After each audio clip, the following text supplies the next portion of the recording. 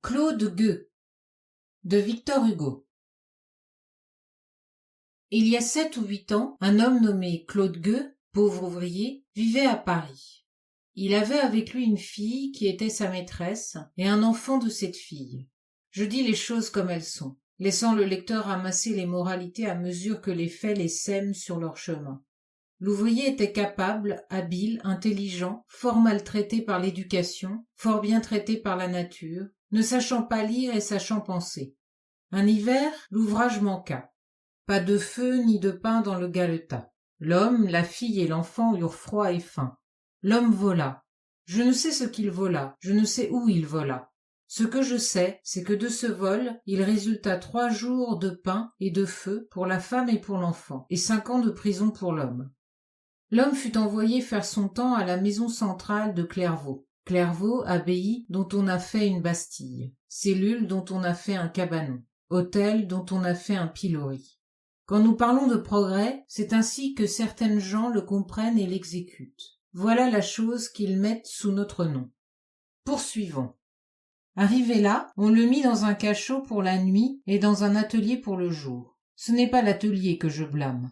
Claude Gueux, honnête ouvrier naguère, voleur désormais, était une figure digne et grave. Il avait le front haut, déjà ridé, quoique jeune encore, quelques cheveux gris perdus dans les touffes noires, l'œil doux et fort puissamment enfoncé sous une arcade sourcilière bien modelée, les narines ouvertes, le menton avancé et la lèvre dédaigneuse. C'était une belle tête. On va voir ce que la société en a fait. Il avait la parole rare, le geste plus fréquent, quelque chose d'impérieux dans toute sa personne, et qui se faisait obéir, l'air pensif, sérieux plutôt que souffrant. Il avait pourtant bien souffert.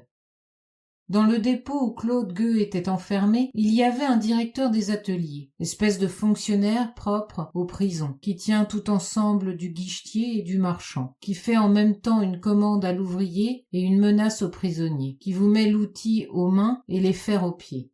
Celui-là était lui-même une variété dans l'espèce, un homme bref, tyrannique, obéissant à ses idées, toujours à courte bride sur son autorité. D'ailleurs, dans l'occasion, bon compagnon, bon prince, jovial même et raillant avec grâce, dur plutôt que ferme, ne raisonnant avec personne, pas même avec lui, bon père, bon mari sans doute, ce qui est devoir et non vertu. En un mot, pas méchant, mauvais.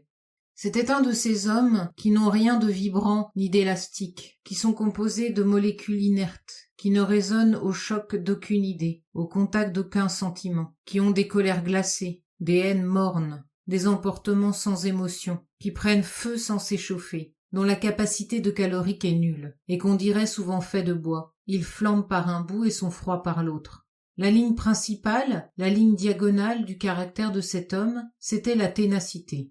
Il était fier d'être tenace et se comparait à Napoléon. Ceci n'est qu'une illusion d'optique. Il y a nombre de gens qui en sont dupes et qui, à certaines distances, prennent la ténacité pour de la volonté et une chandelle pour une étoile. Quand cet homme, donc, avait une fois ajusté ce qu'il appelait sa volonté à une chose absurde, il allait tête haute et à travers toute broussaille jusqu'au bout de la chose absurde. L'entêtement sans l'intelligence, c'est la sottise soudée au bout de la bêtise et lui servant de rallonge. Cela va loin.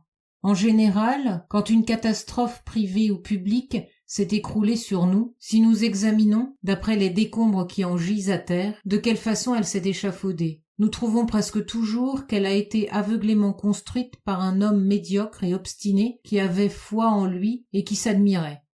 Il y a par le monde beaucoup de ces petites fatalités têtues qui se croient des providences. Voilà donc ce que c'était que le directeur des ateliers de la prison centrale de Clairvaux. Voilà de quoi était fait le briquet avec lequel la société frappait chaque jour sur les prisonniers pour en tirer des étincelles. L'étincelle que de pareils briquets arrachent à de pareils cailloux allume souvent des incendies. Nous avons dit qu'une fois arrivé à Clairvaux, Claude Gueux fut numéroté dans un atelier et rivé à une besogne. Le directeur de l'atelier fit connaissance avec lui, le reconnut bon ouvrier et le traita bien.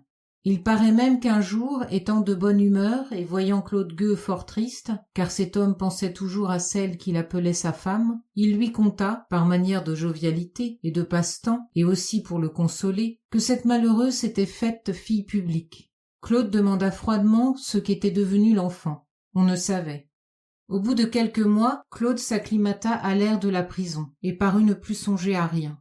Une certaine sérénité sévère, propre à son caractère, avait repris le dessus.